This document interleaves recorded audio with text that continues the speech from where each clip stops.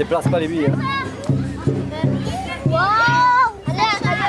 Comment les enfants apprécient, que ce soit le jeu de la moque, les billes, le cadoc, ce qu'on appelle le jeu longtemps?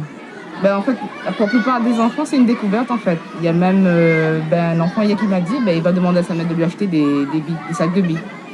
Parce qu'ils ne savaient pas vraiment comment on jouait en fait. Donc je l'ai montré, voilà. Et apparemment, ils apprécient très bien. Il y en a qui sont revenus hier. Donc voilà. Depuis hier, cette découverte, qu'est-ce que ça leur apporte d'après vous? Déjà, voilà, comme la plupart des activités qu'on fait, justement les jeux longtemps, c'est fait à base de trucs recyclés. Donc pour moi, c'est une fierté pour l'écologie et voilà.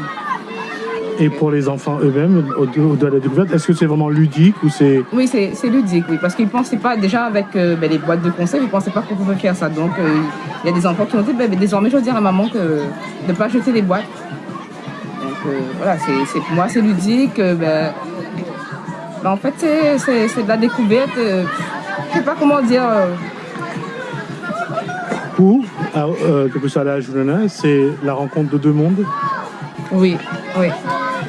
La rencontre, oui. Enfin, ça dépend quoi il entend avec par la rencontre de deux mondes. C'est-à-dire, il y a ceux qui connaissent les traditions d'avant et puis il y a ceux qui sont totalement déconnectés de ces traditions-là. En fait, la plupart des enfants, même s'ils n'avaient pas jamais pratiqué, joué les jeux longtemps, ils avaient déjà entendu parler. Donc, le fait de participer, c'est plus là la découverte. Mais ils avaient déjà entendu parler. Comme par exemple pour la course de Goni, les enfants, ils savent ce que c'est un Goni, mais ils ne savaient pas qu'on pouvait faire ça, la course, ils disaient ça, course de sac. Nous, on disait, c'est ça que c'est Goni ici à La Réunion, en fait. Donc voilà, la plupart des enfants, ils avaient entendu parler, mais après, je ne sais pas, c'est peut-être les enseignants qui leur ont... À votre avis, comment il faut transmettre ces traditions-là aux générations qui viennent? Mais comme ça, même par le jeu. Oui. Parce que mes voisins étaient amusés à ça, et en même temps, voilà, ils découvrent.